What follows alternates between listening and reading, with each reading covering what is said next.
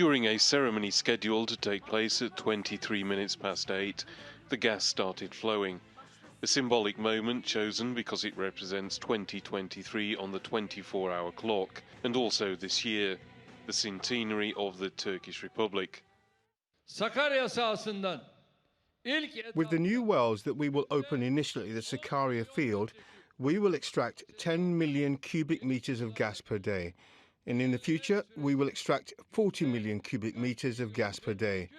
When we reach full capacity, we will be able to meet approximately 30% of our country's annual natural gas needs from here.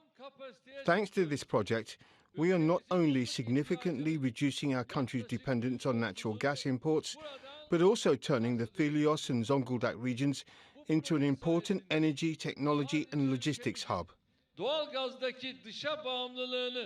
The Turkish government hopes these facilities will help the country become more self-sufficient. Previously, it imported more than 90% of its gas and oil, but the Sakarya field is believed to be one of the largest gas fields in the region. Turkish gas reserves in the Black Sea now stand at 710 billion cubic meters, with a market value of $1 trillion. The gas is being drilled from a platform 170 kilometers offshore and delivered to Filios via pipes on the seabed 2,200 meters below the surface. From there, it will be connected to the grid, and when fully operational, is expected to meet demand for about 25 years. 10,000 people worked hard to raise the Black Sea gas in time for the 100th anniversary of our republic. Despite the COVID pandemic, a global crisis, and the earthquakes, we completed the project in a record time.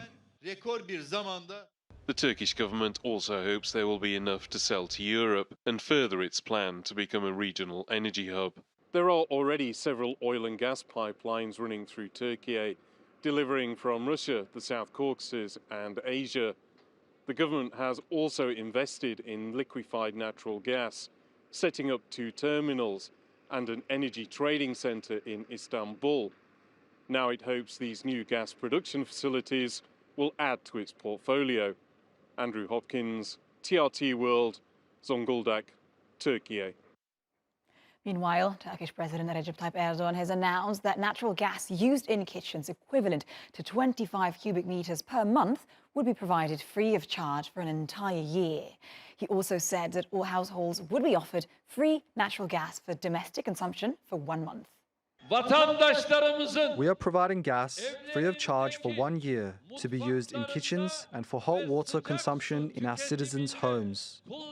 Additionally, for 1 month, we will not charge any fees for gas consumption in households throughout Türkiye.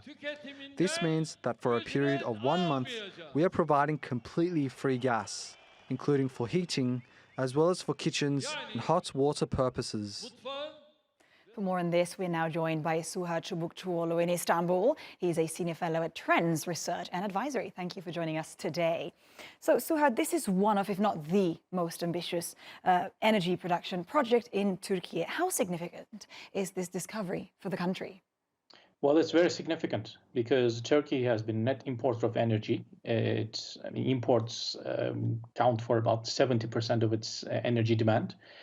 And Turkey imports about almost 100% of its natural gas. So the operationalization of this new gas discovery in the Black Sea is a significant step towards Turkey's energy independence. And mind also that there's a push towards increasing the share of renewables, of green energy transition and net zero carbon emissions by 2053. So this is a step forward, actually a cornerstone that would take Turkey along that road to carbon neutralization and also self-sufficiency. Right, so Turkey could also, obviously, we've heard, use all this to cut gas bills, for instance. But can you help us understand, what's the timeline for all this? So from the discovery phase, so since 2020, it was thought that appraisals would take about a year or two plus another 3 to 5 years for productionizing. But Turkey has actually bet these expectations and outpaced what some experts would call, a mid-sized project and delivered it within 3 years, which is a significant achievement. And that means the gas that will flow into, or is now flowing into the Turkish grid, will cover about 7% of Turkey's demand for the first few years. And then when it reaches the plateau rate by 2027, 2028, it will be about 15 billion cubic meters a year, which roughly equates to about 30% of Turkey's demand, annual demand. So we're looking at probably another 4 to 5 years for reaching that plateau rate, and that will be the phase 2. After which, provided, of course, that if Turkey makes additional discoveries in the field, because this is only the first stage of Turkey's Black Sea discoveries, if it makes opens additional fields and starts to pump gas into the grid from those, then that amount is prone to increase, of course. But for the time being, it seems that by 2028, we should be able to get about 30% of Turkey's demand from Black Sea gas fields. Right, 30%. And as you say, this is only the first step, right? And that's significant in a way. And do you think that Turkey will be able to sell this gas abroad as well? Because we know that Europe is still very concerned about next winter's supplies with big Russian pipelines still shut down. I mean, yeah, why not? But I think Turkey's priority for now is to use it in the domestic market to meet domestic consumption, because we should also consider the fact that due to global warming and climate change, some elements of the renewable energy grid, let's say hydroelectric power or wind power, may not be as efficient or as productive as once thought they would be. Due to hot weather, droughts, and so on. So gas-fired power plants are always a good backup because they can run on demand and they can generate electricity around the clock.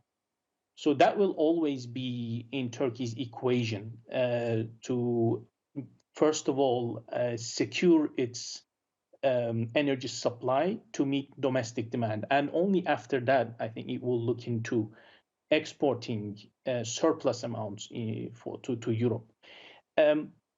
Now, coming to Europe, so there is this 2050 European Green Deal, which targets net zero carbon emissions by then. And in fact, along the road, there is a midway, sort of like 2030, where Europe aims to cut down its emissions by 55%.